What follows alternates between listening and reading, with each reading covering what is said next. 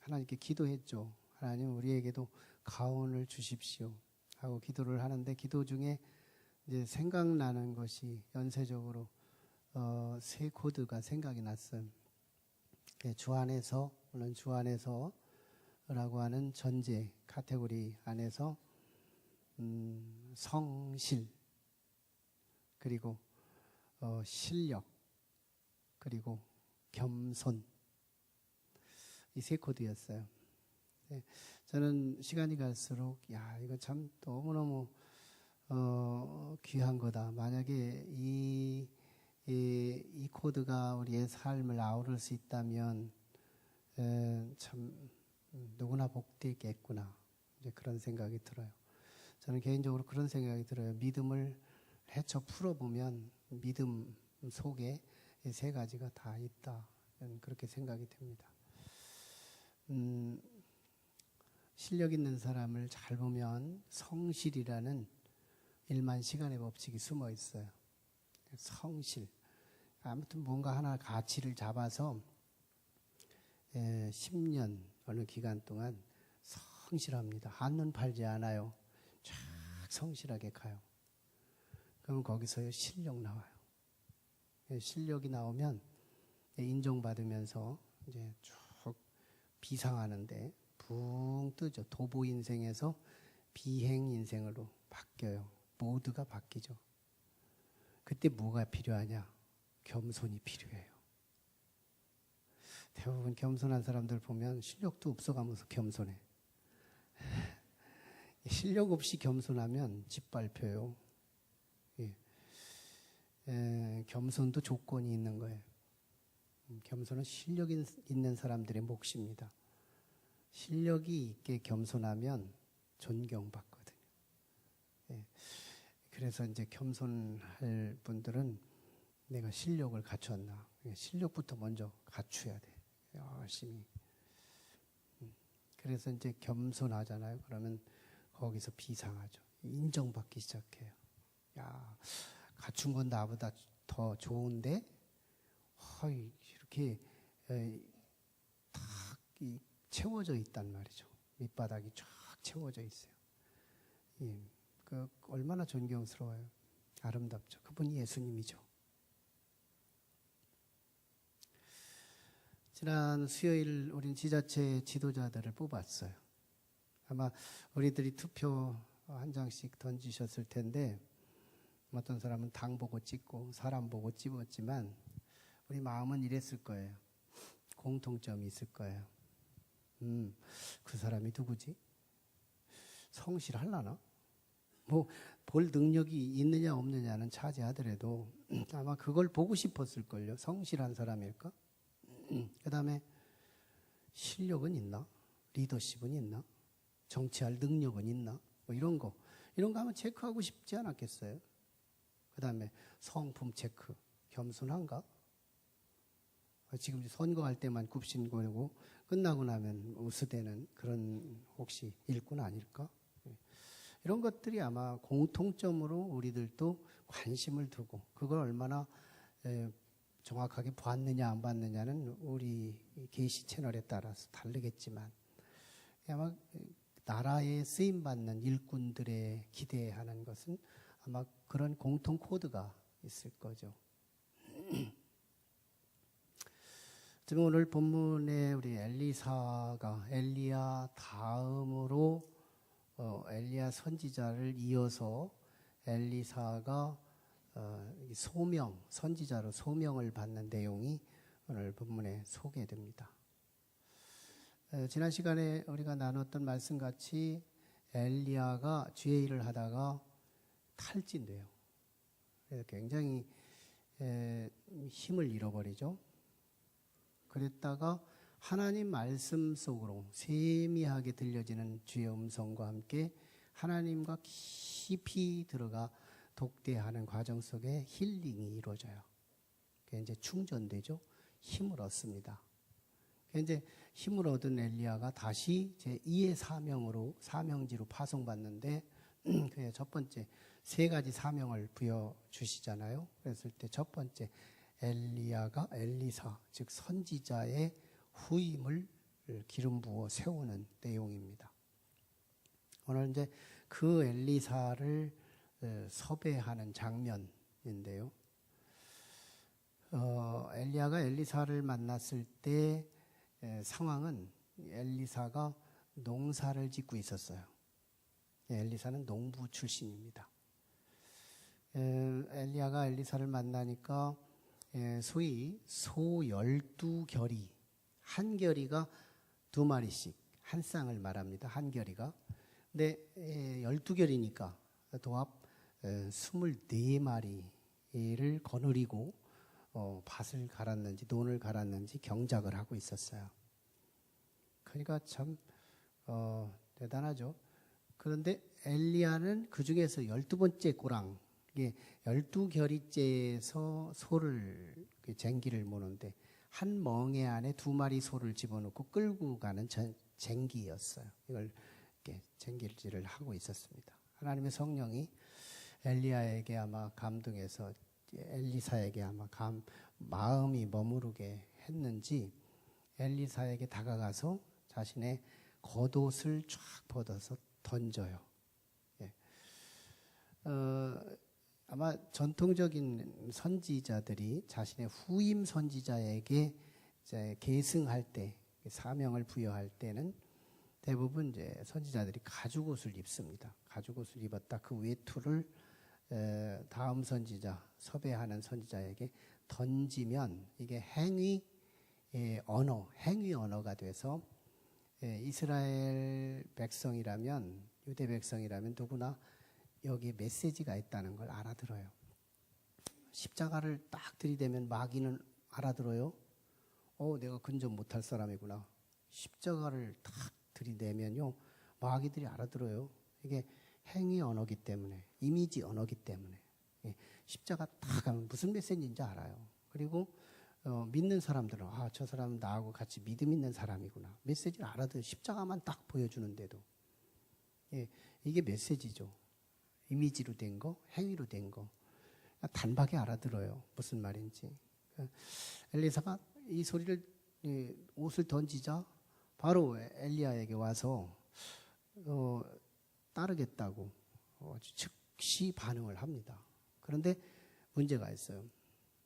내가 하나님의 일을 하는 것도 중요하지만, 나라의 일을 하는 것도 중요하지만, 마음에 걸리는 게 하나 있어요. 나를 낳아주시고 길러주시고 나를 진자리 마른 자리 뉘우시며 나를 키워주신 사랑하는 우리 부모님, 그분에게는 최소한 인사는 하고 가야 되지 않겠나, 이런 생각이 든 거예요.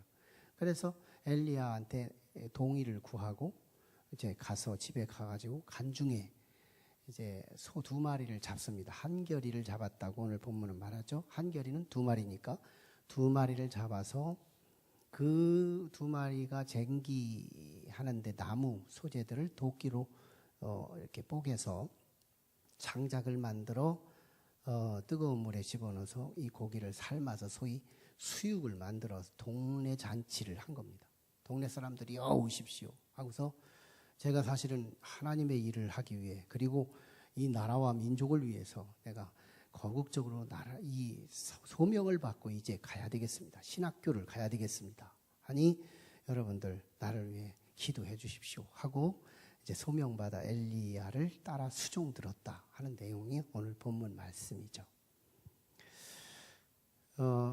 여기서 우리는 참 엘리사가 쓰임받는 그 일, 누구로부터 불림받았느냐 하는 부분이 굉장히 존귀한데요.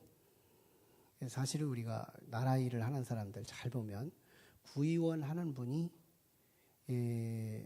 이렇게 다른 그보다 더 밑에 일을 하려고 안 하더라고요. 구의원 하는 분은 구청장 하려고 하고요. 구청장 하는 분은 시의원 하려고, 시장님 하려고 하고요. 시장님 하신 분은 대통령 하려고 그래요. 더 높은 기관에 부름받아 그 일을 하고 싶어요. 저는 이 땅에서 참 우리가 영적인 눈으로 봐야 가장 높은 기관, 높은 지존으로부터 파송받아 일하는 위치가 어디가 높을까 생각해 보면 하나님께서 이 땅에 우리 인생을 허락하시고 나를 붙들고 하필이면 나를 빈센트처럼 뽑아서 그 시대에 적절한 위치에 세워 나를 지존처럼 쓰시는 그 하나님 앞에 쓰임 받는다는 거, 이게 얼마나 영광인지요. 보이는 분은 아멘이고 아닌 분은 아니고. 그래도 나라의 일이 더 중요하지. 근데 중요한 것이 있어요. 나라 일도요, 다 하나님이 하시는 거거든요. 우리가 뽑았지만, 우리가 투표했지만 사실은 하나님이 선정한 사람들이 뽑혀요. 로마서 13장 1절에 잘 읽어보면 이 세상에 있는 모든 권세는 하나님으로부터 오지 않음이 없다 그래요. 예. 성경은 세상을 다루고 있거든요. 그래서 모든 권세, 모든 리더십, 모든 지도자는 하나님이 세웁니다. 예. 믿음이 있는 자도 세우고 믿음이 없는 자도 세웁니다. 그래서 우리는 기왕이면 믿음이 있는 자로 쓰이는 그게 필요한데요. 저는 시골에서 소염을 쓸 때 제가 이렇게 나무를 막 지피고 불을 뗄 때 두 가지 부숫갱이가 있었는데, 하나는 나무 부숫갱이요, 또 하나는 새 부숫갱이에요. 나무 부숫갱이는 실컷 쓰다가 몽당 부숫갱이가 되면 같이 집어넣고 태워버려요. 이게 나무 부숫갱이의 비참함이에요. 네, 새 부숫갱이가 있어요. 다 쓰고 주물 공장에 들어가서 새로운 피조물로 멋지게 나와요. 이게 우리 그리스도인의 인재들이죠. 그래서 이 땅에 우리가 하나님 앞에 쓰임 받는다는 그 영역은 교회 안에도 있지만 교회 밖에도 있다. 근데 참 잘 보면 스펙 좋아요. 실력도 있어요. 은사도 있어요. 하나님이 안 쓰는 사람이 있어요. 안 써요. 참 재능도 좋고 여건 좋은데 왜 저 사람을 안 쓸까? 네. 이 코드가 안 맞아요. 안 씁니다. 근데 우리가 안 가는 것 같았지만 하나님이 선택하지 않았고요. 그들이 고용하지 않는 것 같지만 하나님이 선택하지 않았어요. 하나님이 참 별로 스펙도 없는데, 근데 별로 그렇게 화려함도 없는데 어디를 가든지 금쪽같이 써요. 하나님 앞에 쓰임 받는다는 거. 이게 얼마나 축복인지 몰라. 하나님 앞에 쓰임 받는다는 거. 이 땅의 모든 지위, 모든 위치 중에 가장 지존, 가장 높은 기관에서 나를 쓰신다는 거. 영광이죠. 하나님께서 쓰시는 자들의 공통 코드를 오늘 엘리사를 통해서 확인해 보는데요. 엘리사에게서 두 가지가 오늘 본문에서 아주 크게 소리칩니다. 첫째가 성실함입니다. 성실함이에요. 오늘 엘리사를 통해서 우리는 성실함을 보게 되는데요. 엘리사의 성실은 두 코드가 소개돼요. 하나는 관계의 성실, 또 하나는 맡은 바 직무의 성실, 두 가지예요. 관계의 성실. 하나님께서 주목하시는 사람, 이게 사람이 관계 갖기가 쉽지 않죠. 한번 저 사람하고 내가 관계를 가져야지, 저 사람하고 내가 지인 관계 해야지, 저 사람하고 내가 아내 삼아야지, 저 사람은 내 남편 삼아야지, 저 사람하고 내가 어떤 특별한 관계를 가져야지. 그러면 어떻게 가요? 성실한 사람은 책임을 지고 가요. 쫙 합니다. 한번 붙잡으면 쭉 하는 거예요. 10년, 20년, 30년 쭉 하는 거예요. 이게 성실이거든요. 성실이라는 단어 자체가 영어로는 faithfulness를 써요. faithfulness. 어원은 faith, 즉 믿음의 뿌리를 둬요. 믿음이라는 것과 성실과는 같이 연관되어 있습니다. 이 자기 스스로, 자기 혼자 있어도 자기 페이스가 흐트러지지 않고 자기 자리를 지켜가는 사람, 이게 성실한 사람의 삶이죠. 네, 엘리사가 그럽니다. 보세요. 자기 사명 앞에서 자기 뭘 챙겨요, 엘리사가? 우리 부모님한테 인사하고 가겠대요. 절대 가치는 하나님의 일이 더 우선순위인데요. 부모님에게 인사하고 여기 때 너무 상식적인 얘기 같으지만요. 상식적인 얘기 같으지만 성경은 지금 질서와 성실의 순서를 잘 말해주고 있는 거예요. 예. 내 부모님에게 가서 인사하고 오겠대요. 그래서 엘리야는 그걸 승인해 주죠. 그래서 갔다 오게 하는데 이게 합격점인 거예요. 관계. 부모님과 나 사이에 한 번은 정말 부모님을 좀 이해시켜드리고 그러고 내가 한 번 이번 떠나면 부모님에게 효도할 기회도 없을 텐데 부모님에게도 결단을 드리고 그러면서 기도를 받을 것을 생각하면서 부모님과의 거국적인 그래도 좀 맺고 끊는 인사는 좀 하고 가야 되겠다. 부모님의 걱정을 좀 덜어드리고 그러고서 내 주의 일을 하더라도 내가 신학교를 가더라도 부모님에게 좀 설득을 해드리고 부모님의 기도의 배경을 삼고 내가 주의 일을 하겠다. 이 태도는 하나님 보시기에 합격점인 거예요. 관계의 성실성. 이 사람 만났다. 이 사람 버리고 저 사람 선택하고 저 사람 만났다. 저 사람 버리고 이 사람 선택하고 이 관계의 유리. 이게 하나님 보시기에 하나님의 얼굴과 하나님의 눈을 찌푸리게 만드는 거예요. 하나님은 누구를 보시느냐? 인권 있는 사람을 쓰십니다. 인권. 한 번 지인 관계 되면 쭉 역사를 꿰가는 사람. 이게 쉽게 사람을 바꾸지 않는 사람. 한 번 저 사람이 내 지인이 될 거냐 안 될 거냐 앞에서 굉장히 깊이 고심하고 장고하고 그리고 깊은 생각 속에서 결단하는 것은 중요하지만 한 번 선택된 그 지인 관계, 가족 관계는 우리는 쭉 가는 그런 관계의 성실이 필요하다. 성경은 적어도 하나님의 일이라고 하는 고차원적인 고상한 하나님의 거룩한 사역이라는 것을 미명하에 부모를 무시하거나 부모를 간과하는 사람들을 쓰지 않아요. 예수님께서 마태복음 15장 1절로 9절에 바리새인들과 서기관들이 예수님의 제자를 트집 잡습니다. 당신의 제자들은 왜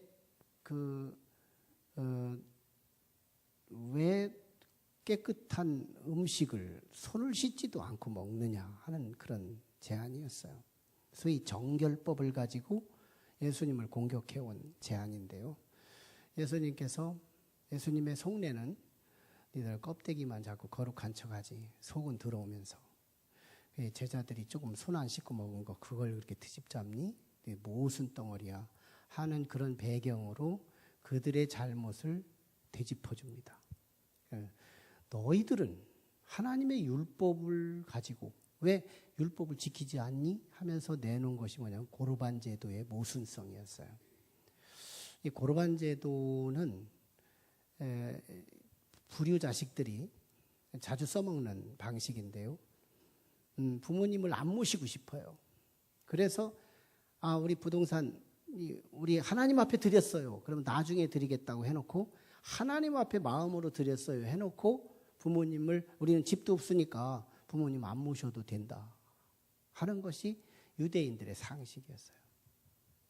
이 장로들이 율법을 세칙화하면서 만들어낸 소위 유전이었는데요. 사람이 하나님의 율법을 잘 지키겠다고 만들어낸 유전적 법칙인데 이 법칙에 모순이 있었어요. 하나님을 섬긴다는 미명하에 부모를 무시해도 되는 법이 고르반 제도였어요. 더 상위 대신 하나님을 모시려고 아껴놓은 돈을 부모에게 쓸 수 없다는 거예요. 근데 본심이 뭐예요? 본심. 하나님께도 안 드리고 자기가 부모에게 안 쓰기 위해서 사용하는 하나의 비양심적인 법으로 전락해버리고 말죠. 그걸 예수님이 지적하신 거예요. 고르반. 절대로 우리 예수님은 그러면서도 누가복음 9장에서 말씀하실 때 자신의 제자 유형 세 사람을 보여줍니다. 제자 섭의 세 유형. 첫째는 한 제자가 예수님에게 찾아와서 이렇게 제안을 해요. 예수님, 예수님이 어디를 가시든지 나는 무조건 주님을 따르겠습니다. 얼마나 깔끔한 제자예요. 심플하고 저런 제자 데리고 가면 어디든지 참 형통하겠다. 참 훌륭한 제자가 되겠다. 이런 생각이 들 수 있는데 예수님은 일격에 그를 거절합니다. 여우도 굴이 있고 새도 집이 있지만 나는 머리 둘 곳이 없어. 무슨 말이에요? 한마디로 거절인 거야. 너는 제자 아니야. 무슨 말이냐면 그 제자는 할 일이 없어요. 그래서 주님 따라다니겠다는 거예요. 할 일이 없는 자, 그리고 또는 하던 일이 실패해서 이 일도 실패, 저 일도 실패, 하다 해도 안 되니까 주의 일이나 한번 해보자 하고 들어오는 그 사람, 하나님께서는 왔다고 하더라도 그를 10년 동안 안 쓰실 수 있다는 거야. 20년 안 쓸 수 있다는 거예요. 하나님이 안 쓸 수 있다는 거예요. 정말 내게 있는 것, 하나님을 향하여 목적으로 향해서 내가 나갈 수 있는 그런 삶이어야 할 텐데 그는 언제나 자기에게 주어진 삶 속에 그걸 할 일이 없어서 주님을 따르는 자가 되고 말더라는 거예요. 한 제자에게 가서 예수님을 그렇게 대짜고짜 이렇게 말합니다. 내면을 보신 주님이시죠. 너는 나를 따르라 그래요. 그랬더니 이 제자가 그 다음에 반응하는 내용을 통해서 주님은 그 합격점을 보신 건데요. 그 제자가 뭐라고 말하냐면 나는 집에 어머니, 아버지, 부모님이 돌아가셨는데 돌아가신 그 부모님을 장례를 치르고 와서 주님을 따르겠습니다. 그게 합격점이었어요. 자기 가족에 대한 책임적 존재. 그렇지만 죽은 자는 죽은 자들로 하게 하라. 안 믿는 사람들로 하고 너는 지금 복음의 긴박성 때문에 내가 지금 이제 얼마 있으면 내가 십자가에 죽어 가야 되거든. 그러면 넌 기회가 안 올 수도 있어. 그러니까 지금 긴박한 시간이기 때문에 그보다 더 급한 일이 있으니까 너는 지금 이건 따르되 너는 그래도 제자로서는 합격이야. 왜? 네 부모님을 챙겼잖아. 이거거든요. 그 다음에 세 번째 제자에게 또 물어요. 너도 나를 따르라. 그랬더니 그는 부모님에게 마지막 인사하고 오겠다는 거예요. 얘도 합격인 거예요. 자기의 지인관계에 대한 성실하게 책임지는 그 사람. 그 사람에 대해서 성경은 굉장히 주목하고 있다는 거예요. 한 시어머니가요. 자신의 아들과 며느리가 방에서 이야기하는 소리를 마루에 앉아서 들었어요. 며느리가 묻습니다. 여보, 이 세상에서 누가 최고 좋아? 아들이 대답합니다. 당연히 당신이지. 그럼 그 다음에 좋은 사람 누구야? 우리 아기지. 그 다음에는 당신을 낳아주신 장모님. 그 다음에는 우리 옆에 있는 강아지. 그 다음에는 나를 낳아주신 엄마. 마루에 앉아 계신 우리 엄마는 너무 섭섭했어요. 그 다음 날 어머니가 노인정에 가면서 며느리한테 냉장고에 포스트잇 하나 붙이고 갑니다. 1번 보아라. 5번 노인정 간다. 우리 부모님이 참 얼마나 속이 상했겠어요. 거기에 무슨 하나님이 계시겠어요. 네. 하나님께서 쓰시는 사람들을 보면 사람의 성실하고 맡겨진 일에 성실하다. 네. 두 번째가 맡겨진 일인데요. 언제나 하나님은 자는 사람을 찾아가서 주의 일을 시킨 적이 없어요. 구약도 신약도 없어요. 할 일이 없어서 노는 사람을 찾아간 적도 없어요. 구약에 또 신약에서 언제나 하나님 나라 일꾼으로 섭외될 때는 노동의 현장이었어요. 그 일이 하나님의 일이 아니래도, 그 일이 세상의 일이래도요, 그 일이 심지어는 죄를 짓는 일이래도요, 열심히 죄를 짓는 사람, 죄를 져도 열심히 죄를 짓는 사람, 그렇게 열정적인 죄를 짓는 거예요. 열심히 세상 길로 가는 사람, 열심히 맡겨진 일, 아무튼 내가 한번 선택한 그 일은 끝까지 가는 사람. 한번 선택하기가 어렵지, 선택 한번 하면 끝까지 가는 사람, 거기에 집중력을 갖는 사람. 그렇다고 그래서 너무 많은 일을 여기 가고 저기 가고 막 동분서주하는 그런 열정 아니에요. 예. 예수님 10장, 누가복음 10장에 보면 예수님께서 마르다와 마리아를 선택해서 마르다는 예수님을 향하여 너무 많은 반찬을 해가지고 주님 기쁘게 하려고 했지만 불합격당하잖아요. 마리아는 뭐예요? 말씀 듣는 거 하나, 그거 하나에 집중하면서 막 하잖아요. 예수님을 섬겨드리잖아요. 들어드리는 게 얼마나 큰 섬김이에요. 우리 부모님 말씀 들어주는 게 얼마나 부모 공양이에요. 섬김이거든요. 근데 그거 하나 가지고 인정받잖아요. 한번 선택한 그 일에 대해서는 언니한테 안 뺏기겠다는 거예요. 맡겨진 그 일에 성실함. 맡겨진 그 일에. 보세요. 베드로와 요한이요. 예수님을 만날 때 보면 초저녁부터 새벽까지 그물질을 던졌는데 한 마리도 못 잡아. 보통 일하는 사람들이 한두 번 던져봐서 안 잡히면 오늘 재수 5원 붙었다 하고서 이제 금을 거두는 것이 일반적인 사람들이거든요. 근데 베드로와 요한은 보세요. 한두 번 했는데 한 마리도 안 잡혔는데 또 던져. 그런데 새벽까지 던져. 아침까지 던져요. 그리고 가장 실패했을 그때 주님이 찾아오십니다. 그래서 주님이 하신 말씀이 너는 이제 고기 잡는 어부 되지 말고 사람 낚는 어부가 되라 하고 소명을 이끄시죠. 언제요? 노동의 현장. 근데 실패를 했어도 좌절 없이 끝까지 가는 사람, 그 현장에 주님은 급파하셔서 콜링 하신다, 부르신다는 거예요. 너무 귀하죠. 마태는 어땠어요? 마태는 죄를 짓고 있었어요. 매국노거든. 유대인들의 매국노. 나라의 백성들의 피를 빨아 고열을 빨아서 로마에다가 유대인인데 유대인들을 시켜가지고 세금을 걷었으니까요. 유대인 동족의 피를 빨아서 로마인들에게 먹여 살리는 사람이 마태 세리들이었거든요. 근데 열심히 세금 걷어들이는 거예요. 자기에게 맡겨진 일에 얼마나 성실한지 몰라요. 죄인은 죄인데도 성실하게 죄를 져요. 이 현장에 하나님의 동공을 키운다. 하나님의 눈을 주목시킨다. 이 계시의 영이 열려야 되는 거예요. 뭐든지 맡겨진 일에는 집중한다는 거예요. 예, 그래서 이 마태가 그 현장에 예수님이 찾아가서 너는 나를 따르라 하자 세관을 다 집어 던지고 주님을 따랐잖아요. 마태가 된 거잖아요. 더 심한 사람을 소개해야죠. 이게 사울이 바울 된 사람이죠. 사울 청년. 그 청년은 하나님을 잘 못 이해했어요.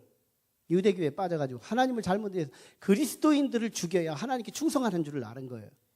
이거 나중에는 이제 그 반대로 회심해서 돌아오지만 그가 알기로는 잘못된 정보였지만 그가 잘못 알고 하나님께 충성한답시고 기독교인들, 예수 믿는 사람들을 다 잡아다가 화형시키고 십자가에 처형시키고 죽이는 일을 앞장서요. 근데 도망가면 보통 안 쫓아가는데 사도 바울은 사울은 도망가는 사람까지 이방 땅까지 쫓아가서 잡아다가 막 하는 그런 정도의 충성자였어요. 그때 다메섹 도상이라고 하는 그 도상에 성령의 강한 빛으로 그를 거꾸러뜨림을 당하게 해서 3일 동안 앞을 보지 못하게 만드는 그 과정 속에서 그를 깊이 경험하고 회개시켜서 그 다음에는 그 열정 그대로 하나님을 향하여 쓰임받도록. 이게 하나님이에요. 죄 짓는 사람 열정이 있어요.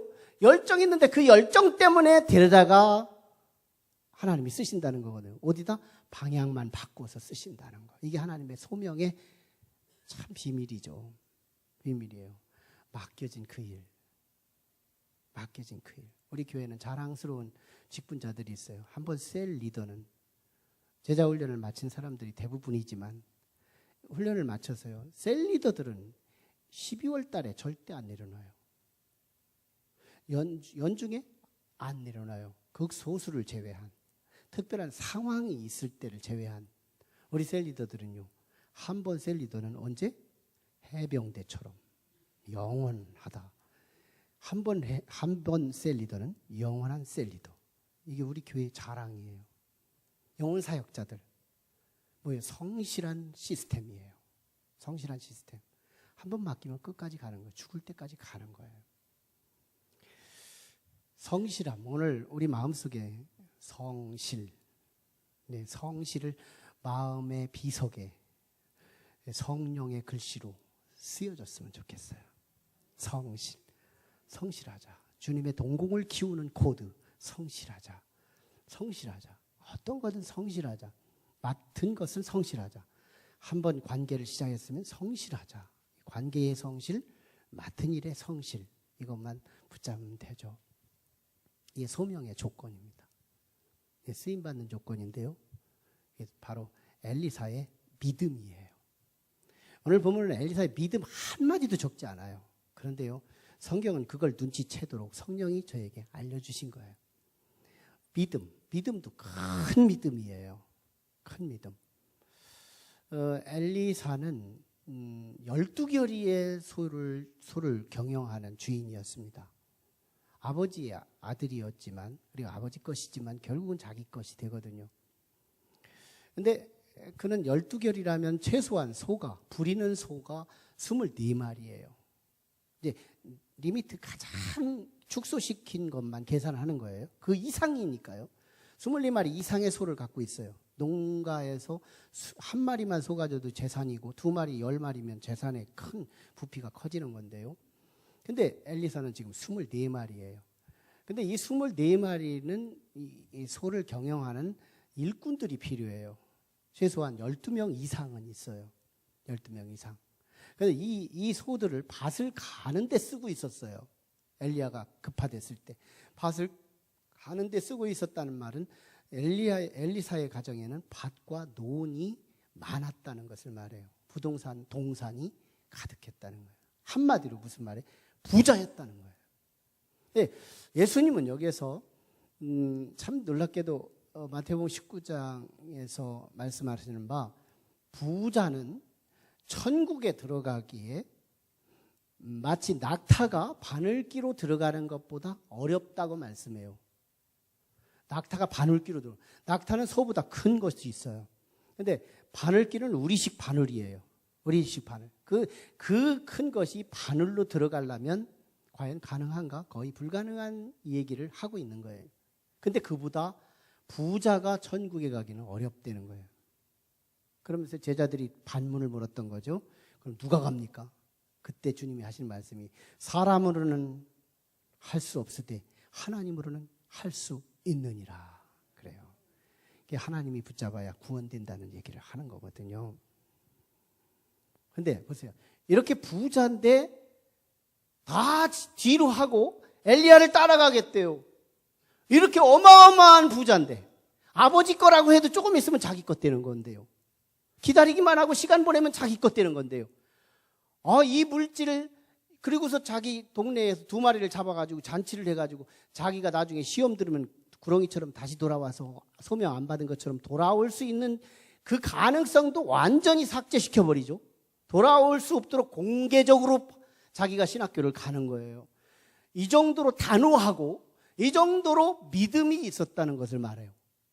자기 모든 재물을, 자기 부동산을, 자기의 모든 것을 뒤로 하고 하나님의 일을 하는 사람은 뭘까요? 무엇 때문일까요? 돈을 뒤로 하고 하나님을 선택했다는 말은 오직 하나, 믿음이 컸다는 것을 말하고 있어요. 믿음 이외에 어떤 걸 설명할 수 있을까요? 믿음 이외에 그 안에 들어갈 것이 없어요. 믿음이, 엘리사에게 그 믿음이 컸다는 것을 말하고 있어요. 여러분, 주의 일은 믿음이 있을 때 하는 거거든요. 우리 교회에 오셔서 신앙생활이 시작됐는데 먼저 이렇게 남들이 일을 하니까 나도 한다 이거보다 내 안에 믿음이 있는가 이거부터 먼저 보셔야 돼요. 믿음이 없이 일을 하다 보면 우리는 탈진할 수밖에 없어요. 엘리야도 그랬잖아요. 믿음이 다 잃어버리고 난 뒤에 그는 노뎀나무 앞에서 죽음을 기도하고 있잖아요. 불행했잖아요. 근데 나중에 하나님의 말씀 속에 깊이 들어가서 말씀을 듣다 보니 믿음이 생겼어요. 들으면 말씀 들음에서 나온다고 했으니까 믿음이 생겼어요. 그래서 다시 제2의 사명을 붙들고 엘리사를 기름 부어 세우는 거거든요. 믿음이 빠져나가면 사역이 병드는 거예요. 믿음이 빠져나가면 사역에 즐거움이 없고 기쁨이 없고 소망이 없어요. 믿음이 사역의 동력이고 힘이고 파워거든요. 믿음이에요.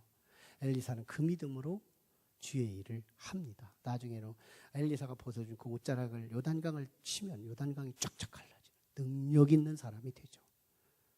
네. 근데 이 믿음이 뭐하고 만나는지 알아요? 하나님의 은혜와 은총과 만나서 기적을 만들어가요. 영국의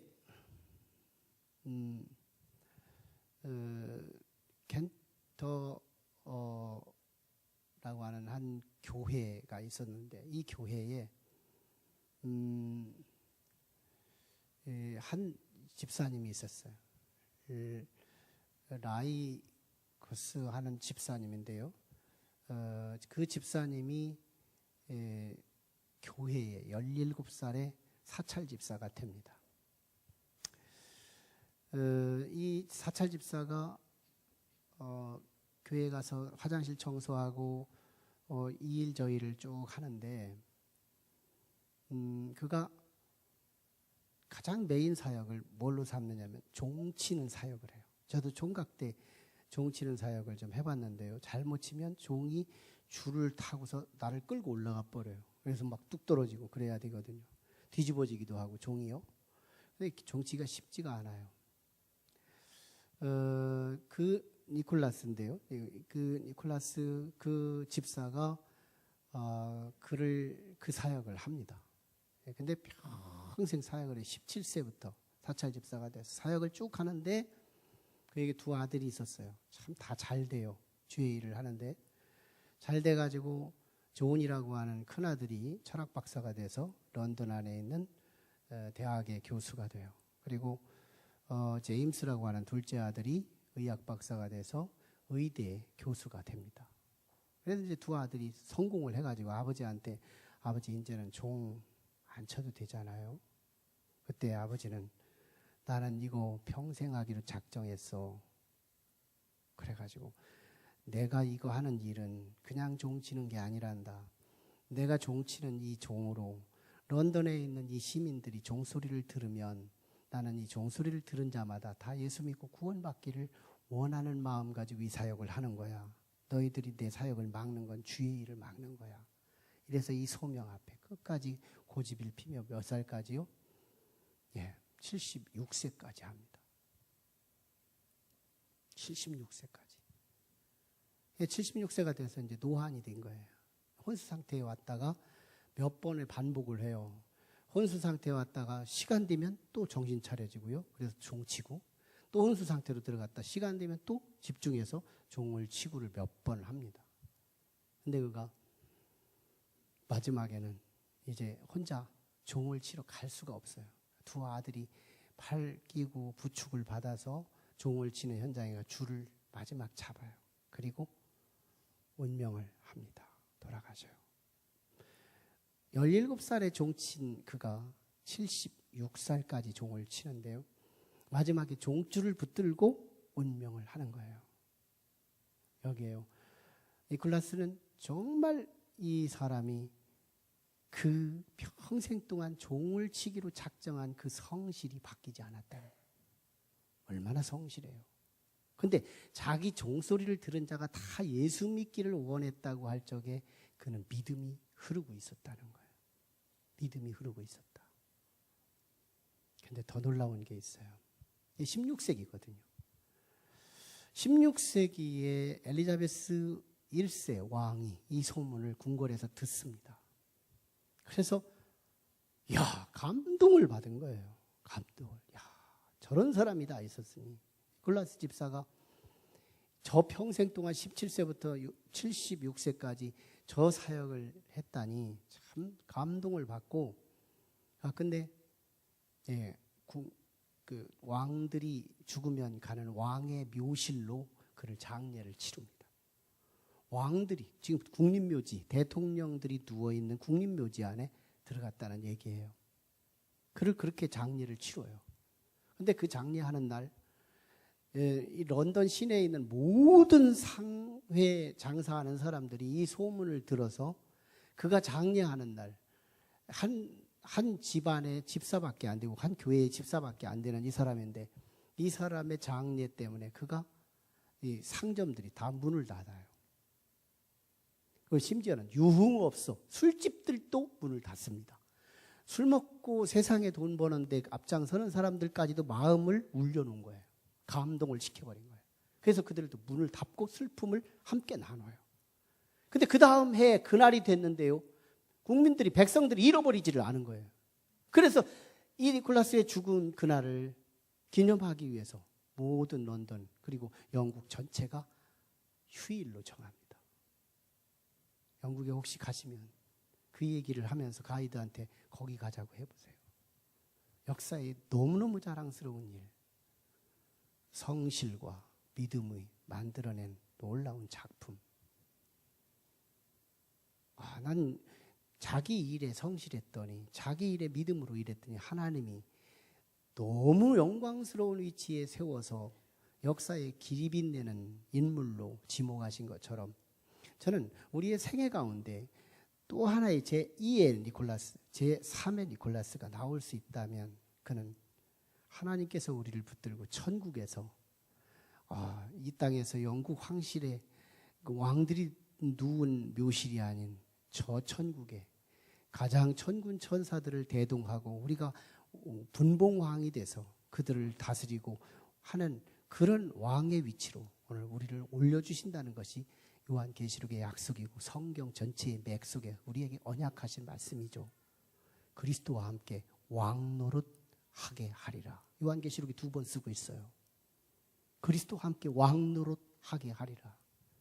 더 중요한 일이 있어요. 정말 이 두 코드가요, 이 성실과 이 믿음, 이 두 코드가요, 하나님의 두 코드와 닮았더라는 겁니다. 참 놀랍죠? 하나님이 성실하신 분이셔요. 하나님이 왜 우리를 쓰시느냐? 하나님과 닮은 자들을 찾아서 쓰시는 거거든요. 성실. 하나님께서 이 땅에 우리를 사랑하셔서 그리스도를 보내주십니다. 그리스도를 보내주셨을 때 이 땅은 신구약 중간기 400년 동안 칠흑같이 하나님 만난 사람이 없은 어둠의 시기였어요. 그때 예수님을 이 땅에 보냈는데 예수님이 출생하겠다고 방 좀 빌려달라는데 방 하나 빌려주는 사람이 없는 거예요. 방 하나 빌려줄 사람이 없어요. 그래서 예수님은 어디서 출산해요? 짐승의 밥그릇에 응애하고 거기로 태어나요. 뭔 얘기하는 거예요? 이 땅에 예수님을 받아들일 만한 준비된 자가 없다는 것을 말해요. 준비된 자가 없는 거예요. 그리스도가 이 세상을 밝히기 위해 등대로 오셨는데, 환한 빛으로 오셨는데 그 주님을 받아들일 만한 그릇이 없다는 거예요. 근데요, 우리 아버지는 약속하셨거든요. 당신의 약속을 구약 성경에 수많은 예언자들에게, 수많은 선지자들에게 그 약속을 이루시며 때가 이름에 주님께서 오시겠다고 하신 그 말씀을 그대로 이루어 가신 주님의 성실함. 그래서 우리 하나님은 당신을 닮은 성실 코드를 이 땅에서 찾으셔서 그 성실한 자들을 선택하여 일하시더라는 거예요. 성실이에요. 이 세상 성실이다. 이 성실, 이거 하나 붙들고 가면 하나님께서 나를 콜링하는데 모자람이 없다. 하나님께서 어디다 써도 그 자리에서 왕이 될 거다. 약속입니다. 약속이에요. 난 이걸 믿고 가요. 성실이다. 한 번 내가 선택하기가 힘들지, 한 번 선택하면 그 일에 대해서는 끝까지 가는 거. 예수를 선택했다는 것은 심사숙고해야 할 일이고, 한 번 선택했다면 정말 매주마다 하나님 앞에 한 번은 그 일에 성실할 필요가 있는 거예요. 예배 성실해야 되는 거예요. 그래야 주님이 언제 만나도 만나주실 수 있어요. 그래야 나도 모르는 사이에 호련히 주께서 하나님의 자녀로 신분을 이동시켜서 우리가 이 땅에 살지만 하늘에 소속된 자로 영원한 소망 중에 살아갈 수 있는 놀라운 축복을 우리가 가질 수 있거든요. 성실이에요. 그리고 믿음이에요. 우리는 믿음이지만 하나님과 만나는 유일한 코드가 하나 있으니 그게 은혜입니다. 은총이에요. 하나님의 은총, 그것이 우리에게 임하는데요, 하나님의 은총이 누구에게만 임하느냐? 다 임해요. 하나님의 은혜가 없는 피조물이 없어요. 벌레도 있어요, 풀도 있어요, 동물도 있어요, 사람도 있어요, 믿는 자도 있어요, 안 믿는 자도 있어요. 하나님의 은혜 없이는 우리는 아무도 살 수가 없거든요. 그런데요, 딱 둘로 갈라져요. 하나님의 은혜라고 말하는 자와 하나님의 은혜가 없었고 내 공로로 산다고 하는 사람만 이 땅에 가득한 거예요. 하나님의 은혜로 산다고 하는 사람이 누구냐? 믿음 있는 사람들인 거예요. 믿음 있는 사람들만 하나님의 은혜 앞에 공표 치는 거예요. 나는 하나님의 은혜로 살았노라고 말해요. 내 공로, 내 수고, 내 뜻대로 한 것이 아니라 아버지의 뜻대로, 아버지의 은총과 그 사랑 안에서 나는 살았다고 말하는 그 말의 능력이 믿음인 거예요. 믿음. 믿음과 은총은 그래서 만나는 거예요. 하나님의 은총은 믿음으로 끌어당기는 자성력이 있어요. 그래서 그 믿음으로 하나님의 은총과 만나는 거예요. 그래서 하나님은 믿음 있는 사람을 찾으시는 거고, 우리의 믿음 있는 사람은 하나님의 은혜 앞에 무릎을 꿇는 거예요. 그래서 우리는 예배하는 거예요. 은혜와 믿음은 하나예요. 두 개가 하나로 만날 때 기적이 일어나고, 홍해가 갈라지고 광야가 길을 내고 요단강이 갈라지고 여리고성이 무너지는 놀라운 역사는 은혜와 믿음의 만남 속에 일어나요. 그래서 하나님의 은혜는 우리에게 믿음을 찾으시더라는 거예요. 믿음을 찾더라. 성실을 통해 소명을 받고 믿음을 통해 능력 있는 사역을 이루게 하셔서, 하늘나라에는 두 개의 책이 있는데 하나는 생명책인데 그건 믿음으로 생명책에 이름이 기록되고, 성실을 통해서 우리에게 맡겨진 일에 성실로 감당하여 축복록에 내 이름이 기록되므로 거기는 생명의 구원과 축복의 은혜가 가득한 나라 천국에 들어가게 되는 거예요. 우리는 이 땅에 두 개만 남아요. 다 지나가고 다 없어지고 다 부패되고 다 지워지고 기억도 없어질 것이지만, 딱 인생은 두 개만 여과하기 위해서 우리 인생을 테스트하기 위해 보내셨어요. 이 너무너무 큰 비밀의, 우리 인생의 비밀을 선포하는 거예요. 우리는 두 개예요. 성실하게 살았느냐, 그거에 따라 축복록에 기록되니까요. 믿음으로 살았느냐, 그거에 따라 생명책에 기록되는 거니까요. 이 두 개 위에서 우리는 테스트먼트, 우리를 시험하기 위해 이 땅에 실험 인생으로 오신 거예요. 이 비밀을 아는 자는 지혜 있다 하고 복 있다 하지만, 이 비밀을 모르는 자는 짐승처럼 멸망해가는 어리석은 인생이라고 말하고 있어요. 오늘 우리는 이 두 가지를 남기는 지혜로운 삶이 되기를 주의 이름으로 축원합니다. 기도하시죠. 함께 같이 기도해요. 하나님께 같이 기도하실 때, 하나님, 엘리사에게서 참으로 많은 유대인들이 있었을 때 엘리사에게 하나님이 눈이 멈춰지고 발이 멈춰지고 엘리야를 통하여 그에게 가서 소명으로 초청한 이유는 엘리사의 성실이었습니다.